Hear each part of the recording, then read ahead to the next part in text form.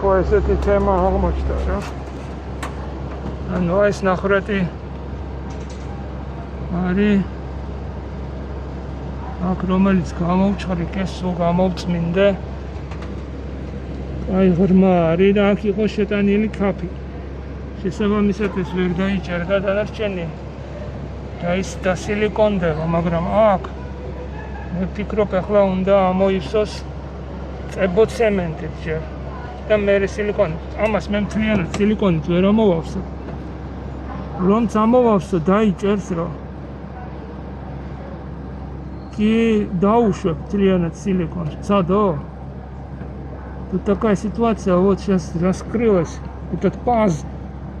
Вообще этот паз закроется силиконом или нет, я не знаю. Но вот эту дыру мне надо или клеить цементом сейчас замазать и потом засиликонить.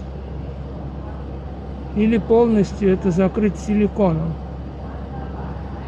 Но будет ли он держать? Вот это дилемма.